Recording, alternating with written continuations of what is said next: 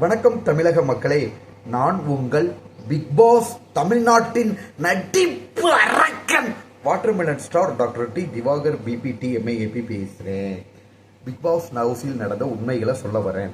Big பாஸில் இத்தனை வருஷத்துலேயே இந்த மாதிரி ஒரு ஸ்ட்ராங் மைண்டு, நல்ல மனநிலை உள்ள ஒரு ஸ்ட்ராங்கான மனநிலை உள்ள ஒரு கண்டஸ்டன்ட் போட்டியாளரை நான் பார்த்ததே இல்லை அப்படின்னு நிறைய பேர் ரிவ்யூ கொடுத்துருந்தாங்க. அது உண்மை. பிக் பாஸ் ஹவுஸில் பார்த்தீங்கன்னா ஆக்சுவலாக ஒரு சீட்டு குலுக்கி போடுறது, ஒரு 20 பேர்னா 20 பேருக்கு சீட்டு வச்சு இது எல்லாரும் எடுத்து இதுக்கு பொருத்தமானவங்க யாருன்னு சொல்ல சொன்னாங்க. அப்போ பார்த்தீங்கன்னா, அதாவது ஜெயிக்கிற குதிரை மேலே ஏறி சவாரி செஞ்சுட்டு போகணும் அப்படின்னு இருக்கிறது யாருக்கு பொருத்தம் அப்படின்னு கேட்டாங்க.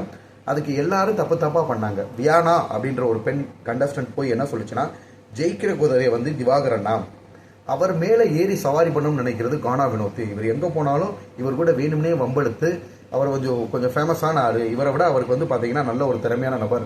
ஸோ இவரை டார்கெட் பண்ணி பேசி நம்ம ஃபேமஸ் ஆகலாம்னு நினைக்கிறாரு அப்படின்னு சொன்னதுக்கு பிக் பாஸே பாராட்டினார்.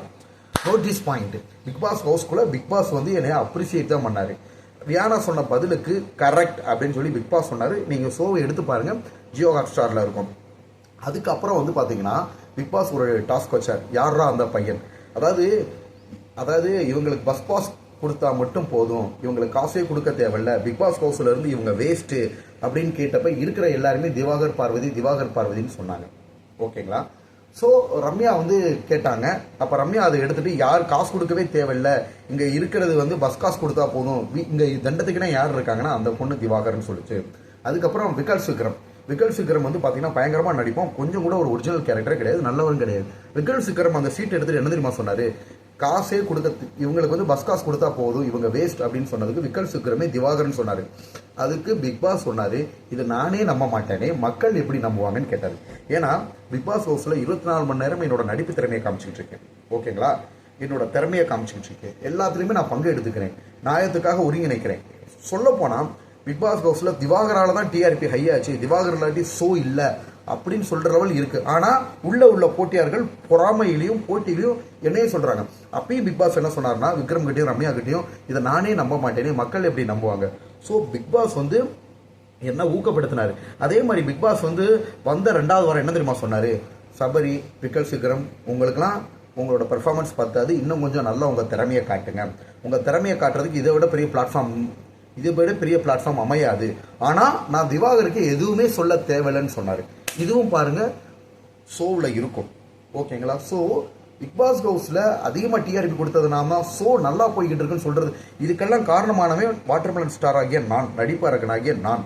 ஓகேங்களா? ஸோ என் மேலே பொறாமை கொண்டு ஒவ்வொரு கண்டஸ்டண்ட்டுமே என்னை தனி மனித தாக்குதல் தான் பண்ண ஆரம்பித்தாங்க.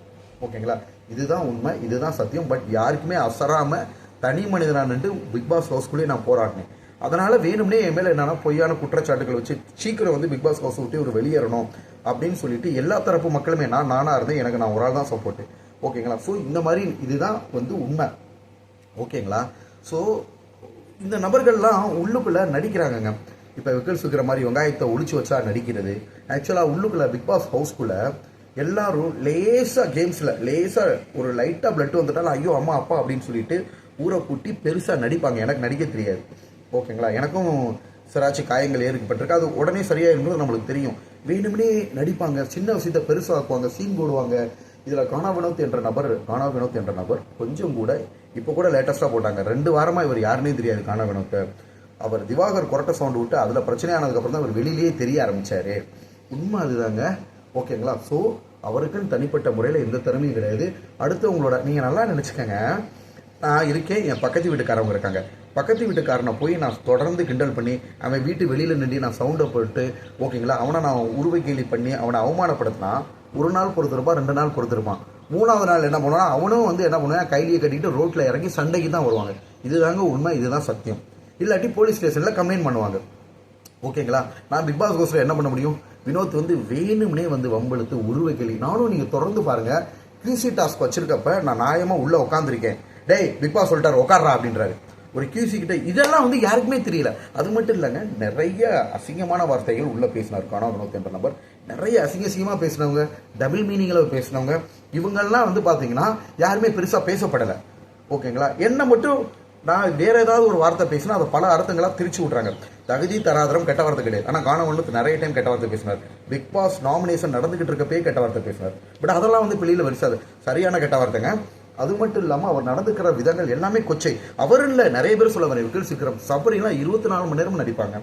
கிட்டத்தட்ட வந்து பார்த்தீங்கன்னா இது ஒன்றுமே நான் சொல்கிறதுக்கு இல்லை, ஓகேங்களா. ஸோ அதே மாதிரி நான் உள்ளுக்குள்ள பிக் பாஸ் ஹவுஸில் ரொம்ப சூப்பராக விளையாண்டேன். என்னோட மைண்டு ஸ்ட்ராங்கு, என்னோட பாயிண்ட்ஸ்லாம் சூப்பராக கணீர் இருந்துச்சு.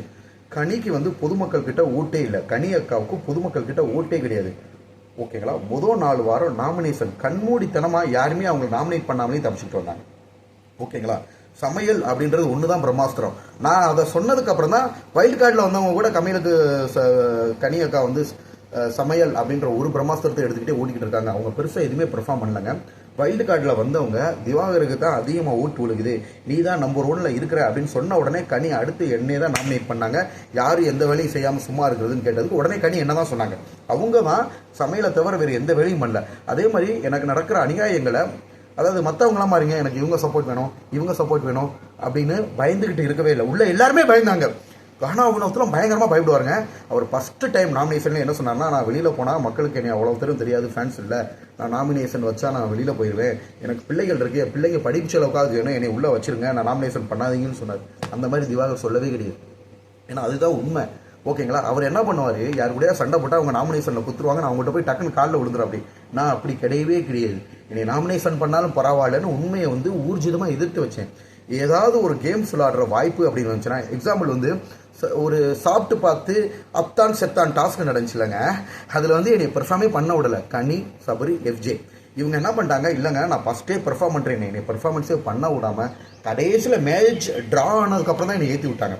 இதை உடனே நான் பிக் பாஸில் போய் மைக் கேமராவில் சொல்கிறேன், இந்த மாதிரி கனி, எஃப்ஜே, சபரி இவங்க 3 பேரும் குரூப் ஷோ பண்ணுறாங்க, ஓகேங்களா. இவங்க வந்து சேர்ந்துக்கிட்டு குரூப் ஷோ பண்ணுறாங்க, இந்த வாய்ப்புகள் மற்றவங்களுக்கு கிடைக்க விடாமல் பண்ணுறாங்க.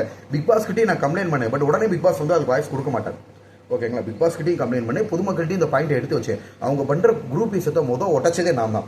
அதே மாதிரி கானா வினோத்தோட மோத்திரியை கிழிச்சது நான் தான். உள்ளுக்குள்ளே இருக்கிறவங்க சபரி பண்ணுற ஃபேக்கான விஷயங்களையும் அடுத்தவங்க சின்ன தப்பு பண்ணாலும் அதை பெருசாக்கி அடுத்தவங்கள தப்பாக காமிச்சிருவான், சபரியும் சரி எஃப்ஜேயும் சரி. ஆனால் இவங்க 2 பேரும் பேசுகிற பேச்சு, டேய் மச்சான் சிலுக்கடான்வாங்க. நம்ம நார்மலாக ஒரு வார்த்தை பேசினா அதுக்கு ஓரவார எக்ஸ்ப்ளனேஷன் கொடுப்பான், ரொம்ப நடிப்பான். பட் அவனுக்குள்ள எல்லா எண்ணங்களுமே இருக்குது. ரொம்ப நடிக்கிறனால தான் இது வரைக்கும் சபரிக்கு ஓட்டே இல்லை. அதே மாதிரி எஃப்ஜே வேணா, அண்ணே எல்லா பொண்ணுங்ககிட்டையும் நீங்கள் விளையாட்டா பழகாதீங்கண்ணே, கவனமாக இருங்கன்னு என்ன சொல்கிறானே, அவன் எத்தனை பெண்களை வச்சு கேட்க மாட்டான்னு நீங்களே பாருங்க.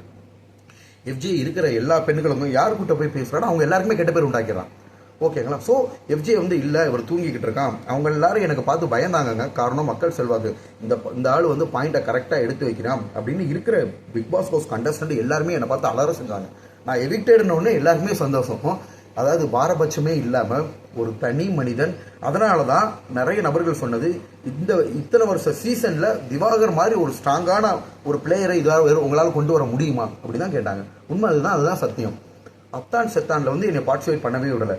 கனி அவங்களோட குரூப்பீசத்தை வெளியில் கொண்டு வந்தது நான். எஃப்ஜே மோத்திரியை எப்போ பார்த்தாலும் தூங்கிக்கிட்டு இருக்கான், இவன் அடுத்தவங்கள சொல்கிறதுக்கு ஏதாவது ஒரு இடம் கிடச்சிச்சுன்னா பள்ளி சவத்தை ஒட்டிக்கிறோம், அப்படி ஒட்டிட்டு 1 hour தூங்கி எந்திரிச்சு வந்துடும். அப்படி எஃப்ஜே அதிகமாக தூங்குறாருன்றதை வெளிக்கொண்டு வந்தது நான் தான். கனியை பற்றி வெளியில் கொண்டு வந்தது நான் தான், ஓகேங்களா. ஸோ இவங்க பேசின வார்த்தைகள்லாம் எங்கெங்க போச்சு? நான் நினைக்கிறேன் கானா வினோத் கெட்ட வார்த்தை பேசினாங்க, ரம்யா பேசின கெட்ட வார்த்தை ஆத்தடி காது கொடுத்து கேட்க முடியாது, ஓகேங்களா. ஆனால் இவங்க பேசினதுலாம் வெளி உலகத்துக்கு தெரியல. ஆனால் ஒரு வாட்டர்மெலன் ஸ்டார் தகுதி தராதரம் சொன்னது உங்களுக்கு பட்டுக்கிருச்சு. எனக்கு ஒன்றுமே புரியல. என்ன காரணம்? இருக்கிறதுல வாட்டர்மெலன் ஸ்டார் தான் இழிச்சவாங்க, எல்லா பேருக்கும் தெரியுது. ஒரு புகழ் அடைஞ்சிட்டார், அவர் புகழை கெடுக்கணும்ல. நல்லா தெரிஞ்சுக்கோங்க, உள்ளுக்கு நுழைஞ்சிருக்க கண்டஸ்டன்ட் எல்லாருக்குமே என்னை வெளியில் பார்த்துட்டு உள்ளே வந்திருக்காங்க. எல்லாருக்குமே என்னை பற்றி தெரியும். நிறைய பேர் யூடியூப் சேனல் என்னை எப்படி தப்பாக ப்ரொஜெக்ட் பண்ணுவாங்க அப்படின்றதெல்லாம் தெரிஞ்சு வச்சுருக்காங்க. அதில் கானா வினோத்தில் நீங்கள் நினைக்கிற மாதிரி நம்பர் 1 கிரிமினலுங்க. வெளியில் நடந்த விஷயத்தை வச்சு உள்ளுகளை வந்து வாட்டர்மெலன் ஸ்டார் வந்து ஏற்றத்தாழ்வு பார்க்குறாரு. சும்மானாலும் அப்படி கோர்த்து விடுற. அப்படி அந்த மீனாட்சி தாய் மேலே சத்தியமாக யார் ஏற்றத்தாழ்வு பார்த்தான்றது தெரியும். இந்த ஏற்றத்தாழ்வு பார்க்குறது வந்து கானா வினோத் தான். கொஞ்சம் கூட ஒரு நல்ல மனிதனே கிடையாதுங்க. ஒரு நிலையான மைண்டு கிடையாது, திறமை கிடையாது. இப்படிப்பட்ட நபரை நம்ம வளர்த்து விட்டோம்னா அப்போ யார்? இதுக்கு முன்னாடி பிக் பாஸ் ஹவுஸில் டைட்டில் வின்னர் ஆரியண்ணா அடித்தார். அவர்லாம் நல்ல மனிதருங்க. அந்த மாதிரி நபர்கள்லாம் டைட்டில் வின்னர் அடித்ததுக்கு ஒரு உண்மையான நபர்களுக்கு கிடைச்ச ஒரு விஷயம். இந்த மாதிரி நம்ம தப்பான ஆட்களை சப்போர்ட் பண்ணுறதுனால அது கிடைக்காம போகும். நான் உள்ளே போன உடனே எல்லாருமே வாட்டர்மெலன் ஸ்டார் தான் டைட்டில் வின்னர் சொன்னாங்க. நான் எவிக்ட் ஆகிற அன்றைக்குமே ஓட்டு எவிக்ட் ஆகிற ரோல் கண்டிப்பாக கம்மியாயிருக்கவே ஆயிருக்காது. நான் 2வது இடத்துல தான் நாங்கள் மண்டே ஓட்டு வந்த உடனே நான் 2வது இடத்துல இருந்தேன். ஓகேங்களா. அப்புறம் 3வது இடம் போனேன். அது எப்படி கடைசி நாளில் வெள்ளிக்கிழமை கொண்டு எனக்கு கீழே நிறைய பேர் இருந்திருக்காங்க. சரி ஓகே, அது இருக்கட்டும், அது ஒரு பக்கம். ஆனால் பிக் பாஸ் வந்து எனக்கு நல்லா சப்போர்ட் தான் பண்ணார். ஓகேங்களா. ஆங்கர் விஜய் சேதுபதி சார் வந்து பார்த்தீங்கன்னா யாருக்கும் ஒருதலை பட்சம் ஆயிடக்கூடாதுன்றதுக்காக யாரையும் ஸ்ட்ராங்காக வந்து அவங்களால கேட்க முடியல. எல்லாரும் பண்ண தப்பையும் சுட்டி காமிச்சிட்டு எல்லாரையும் அதே சமயத்தில் அவங்க நல்லது பண்ணால் பாராட்டிட்டு போயிடுவாங்க. பட் உள்ளே இருக்கிறவங்களுக்கு தான் தெரியும். இதுதான் உண்மை. நல்லா தெரிஞ்சுக்கங்க. நீங்கள் அன்னெசரியாக ஒரு ரோட்டில் போகிறவங்களையோ அல்லது உங்கள் பக்கத்து வீட்டுக்காரரையோ நீங்கள் போய் உருவக்கேலி பண்ணாலோ அல்லது அவங்கள நீங்கள் கொச்சைப்படுத்தினாலும் சும்மா இருக்க மாட்டாங்க. அவங்களும் பதிலுக்கு திருப்பி வார்த்தைகள் விடுவாங்க. நானும் பொறுமையாக இருந்தேங்க. தீபாவளிக்கு நிறைய அவர் வார்த்தைகளை விட்டார். தீபாவளி படுத்துகிற படம் பொறுமையாக தான் போனீங்க. நல்லா பாருங்கள். 1வது வாரம், 2வது வாரம், 3வது வாரம், 4வது வாரம், 5வது வாரம், 6வது வாரம் போகிறப்ப நானும் சாதாரண சரி மனுஷன் தானே, அப்படியுமே அவர் பயன்படுத்தினாலும் வார்த்தைகள் பயன்படுத்தலை. திருப்பி வந்து அவரை நான் திட்டினேன். ஓகேங்களா. ஸோ இதுதாங்க நடந்தது. இதுதான் உண்மை. ஓகேங்களா. நான் ஸ்ட்ராங்காக நான் வந்து நடிக்கலை. ஓகேங்களா. நான் நடிக்கலை. ஒரு இயற்கையாக மனிதர். இது வந்து ரியாலிட்டி ஷோ பிக் பாஸ்ன்றது. ஒரு மனிதன் ரியாலிட்டியாக அடுத்தவங்க வந்து அவர்கிட்ட வந்து கிண்டல் பண்ணாலோ துன்புறுத்தினாலும் அவங்களும் வெளியில் அதை காட்டுவாங்க. இதுதான் உண்மை. 100% யாருமே அடைக்க வச்சுட்டு இருக்க மாட்டாங்க. கண்டிப்பாக கம்ப்ளைண்ட் பண்ணுவாங்க. ஏன்னா எல்லாருமே மனிதர்கள். நம்ம எல்லாருமே ஹியூமன் பீயிங், சாதாரண மனிதர்கள். ஓகேங்களா. யாருமே சும்மா இருக்கவே மாட்டாங்க. இதுதான் உண்மை. இதுதான் நடந்துச்சு. ஓகேங்களா. இவங்க கானா உணவுக்கு நிறைய கெட்ட வார்த்தை பேசினார். ஆபாச செய்திகள் பண்ணார். நிறைய விஷயங்கள் பண்ணார். ஓகேங்களா. நிறைய பேர் கெட்ட வார்த்தை பேசினாங்க. நிறைய டபுள் மீனிங்கில் பேசினாங்க. நான் என்னங்க பேசினேன்? ஸோ இது வந்து பொதுமக்களுக்கு முறையாக சென்று செய்யணும். என்னவேங்க சத்திய நெருப்பு மாதிரி அது ஜுவாலையாக எரிஞ்சு வெளியில் வெளிச்சம் போட்டு காமிச்சிக்கிட்டே இருக்கும். நான் வந்து யாரையுமே உருவக்கேலி பண்ணவே இல்லை. இதில் என்ன ஒன்றுனா வாட்டர்மெலன் ஸ்டார்ன்றது ஒரு ஹீரோ மெட்டீரியலுங்க. நீங்களே பாருங்கள். பார்க்க வந்து ஒரு லுக்கு நல்லா இருக்கும். எது ஒருத்தவங்களுக்கு ஆக்சுவலாங்க என்னை வந்து நிறைய பேர் ரொம்ப உடம்பு குறைச்சிருக்காங்க. பார்க்க நல்லாது ஓரளவு நீங்கள் வாட்டர் சாட்டமாக இருக்குன்றாங்க. ஸோ வாட்டர் சாட்டமாக இருக்கிறதே வந்து பார்த்தீங்கன்னா ஒரு அழகு. நீங்களே பாருங்கள். வாட்டர் சாட்டமாக இருக்கிறதே ஒரு அழகு. இந்த ப்ளஸ்ஸை வந்து கானா உனக்கு மைனஸ் ஆக்க பார்க்குறாரு. ஓகேங்களா. உருவக்கிளின்றது மற்றவங்கன்னா உடஞ்சி போயிருப்பாங்க. நான் அப்படி பண்ணவே இல்லை. கடைசி முடிய எல்லா பேரையும் நான் தெரிவிக்க தாங்க விட்டேன். சாங்கான மனநிலை. ஓகேங்களா. இவங்க சப்போர்ட் வேணும், அவங்க சப்போர்ட் வேணும்னு யாருக்குமே நான் பயந்தில்லை. நல்லதுனா நல்லது, கெட்டதுனா கெட்டது. இன்னொரு விஷயம், வாட்டர்மெலன் ஸ்டாரை நீங்கள் நல்லா புரிஞ்சு பாருங்கள். என்னை விட சின்ன பொண்ணுங்கள்லாம் என்னை வேலை வாங்கினாங்க. ஏன்னா அது டாஸ்க்கு. அவங்களுக்கு எல்லா வேலையும் நான் செஞ்சேன். டாஸ்க்கை விட்டு எந்திரிச்சு போனவங்க நிறைய பேர் இருக்காங்க. ஓகேங்களா. விக்ரம் டாஸ்க் விட்டு எந்திரிச்சு போனான். பாரு நிறைய டைம் டாஸ்க் ஆரம்பத்திலே டாஸ்க் விட்டு வெளியில் போச்சு. சூப்பர் டீலக்ஸில் டாஸ்க் விட்டு வெளியில் போச்சு. ஓகேங்களா. ஸோ எல்லாருமே டாஸ்க் விட்டு வெளியில் போனாங்க. நான் ராஜாராணி டாஸ்க்கில் எனக்கு அநியாயம் நடந்தப்போ தான் நான் அதை விட்டு வெளியில் போனேன். அதுக்குமே பிக் பாஸ்ட்டை மன்னிப்பு கேட்டு நான் உடனே ஜாயின் பண்ணிட்டேன். ஸோ இதுதான் நடந்த உண்மை. ஓகேங்களா. வாட்டர்மெலன் ஸ்டார் வந்து பார்த்தீங்கன்னா நேர்மையாக இருந்தேன், கரெக்டாக இருந்தேன்.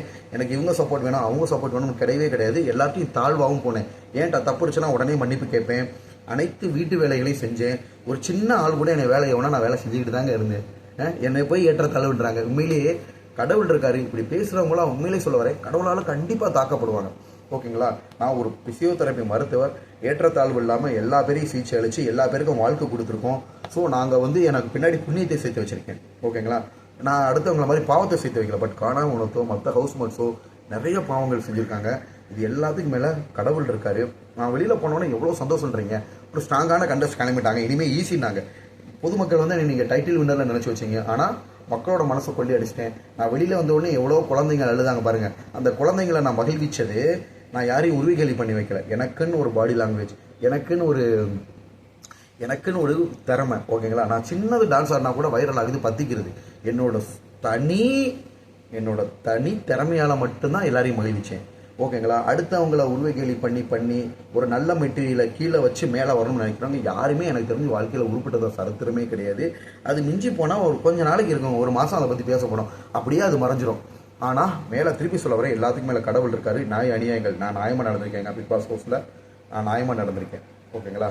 எல்லாரும் எதிர்பார்த்தது ஆதரி இப்போதில் திவாகர் தான் வைல்ட் கார்டு என்ட்ரி போவார் அப்படின்னு எல்லாரும் எதிர்பார்த்தீங்க. ஓகே. நான் 42 நாள் பிக் பாஸில் இருந்து என்னோட ஒரிஜினல் முகத்தை காமிச்சு மக்களுக்கு மகிழ்விச்சிருக்கேன். என் திறமையால் மட்டுமே மகிழ்ச்சிருக்கேன். நான் யாரையும் போய் யாரு பின்னாடி நான் போலங்க. இருக்கிற எல்லாரும் என் பின்னாடி வந்தாங்க. என் கூட சண்டை போட்டு அவங்க முகம் தெரியும்னு நினச்சாங்க. எல்லாத்துக்கும் மேலே கடவுள் இருக்காரு. ஸோ பொதுமக்களை இந்த மாதிரி எனக்கு நடந்த அநியாயங்களோ உண்மை நிலைமையும் பிக் பாஸ் ஹவுஸில் என்ன நடந்துச்சுன்ற சொல்ல வரேன். But Bigg Boss team Vijay television எனக்கு ஃபுல் சப்போர்ட்டு. விஜய் டிவியோட செல்லப்பிள்ளையாக இருக்கேன். அதே மாதிரி பிக் பாஸுமே எனக்கு நிறைய சப்போர்ட் தான் பண்ணார் உள்ளுக்குள்ளே பிக் பாஸ் ஹவுஸ்குள்ளே. இதுதான் உண்மை, இதுதான் சத்தியம். நன்றி மக்களே, நன்றி.